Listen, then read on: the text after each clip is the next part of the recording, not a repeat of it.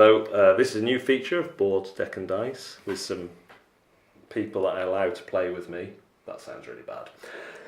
Present, and we are playing Riverboat, all of us for the first time. This is Simon, whose phones keep going off. Have you heard anything about this game? I haven't, no. Not other than what you've told me. You told me that it's by the same designer as Azul, which interests me.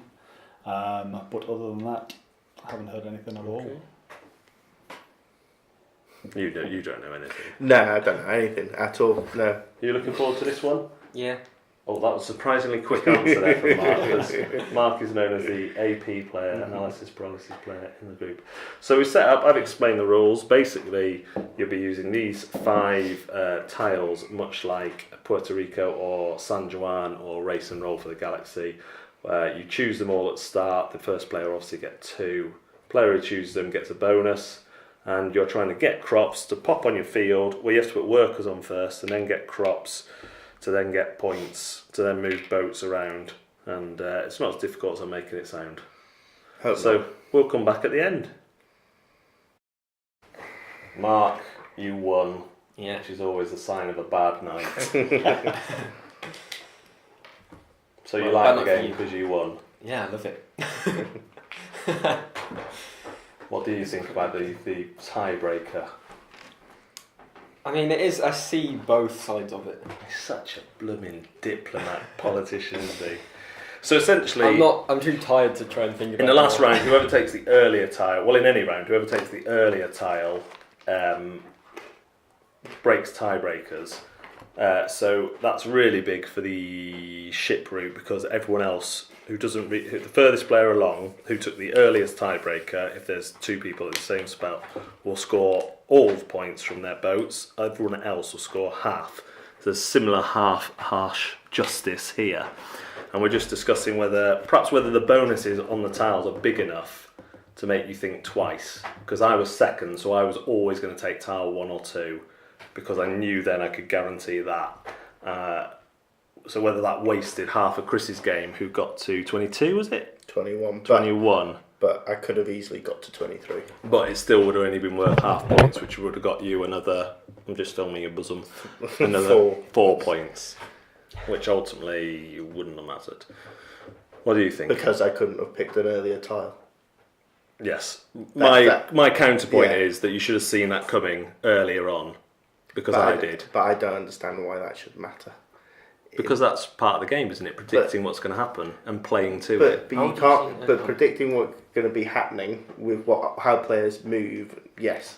But where players sit and which turn. No, but I was saying by 2 rounds in, so 2 rounds out of 4, I was 80% confident I was going to win that. I was going to get there, and I knew that by the last round, Mark would be the first player. So I would get first choice. Okay. So if I hadn't have thought I was going to get that, I would have abandoned it, because it wouldn't have been a strategy worthwhile. But okay, put it this way: if you're first player in a 4-player game, you have a massive advantage of being able to complete that over anyone else.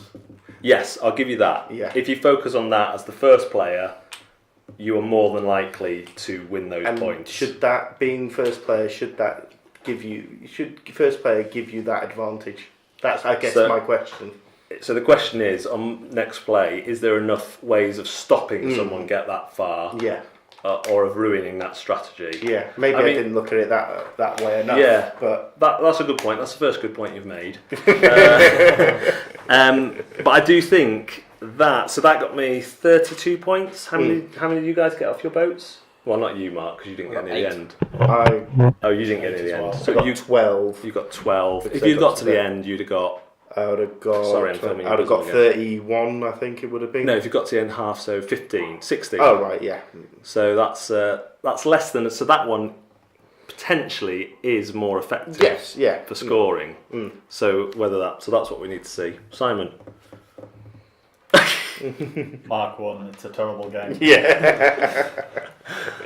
Any further thoughts? Round it up for us. I think there's kind of 2 strong major strategies: the boats and the Orleans. placing you guys in Orleans. Yeah.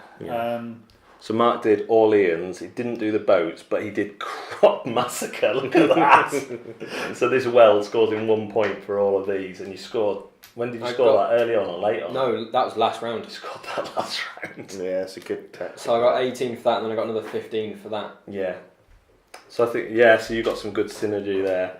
So I suppose you could go Croptastic as well if you didn't bother about the boats and you covered every field. Well, that's 5 times 7, he isn't didn't it? do anything Although I on the didn't boats. cover any field. No, you didn't cover any field, so you didn't get your field bonus. No, and I still won. Just one By quite a margin. Yeah. So I mean, Crops is maybe the way to go.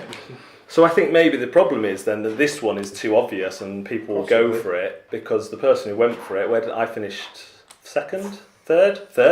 Yeah. So actually, we both got suckered in by the pretty did. yellow one. Simon finished second and Simon went for a... You got the second place. I just mixed it up. Yeah, you did actually. You got second place. Some good... maybe this is the most important bit where you're scoring the objectives. Well, I only got 15 from that, and that was just luck that it came out last. So I think the thing we're taking from all this is everyone hates Mark. Everyone hates See you next time.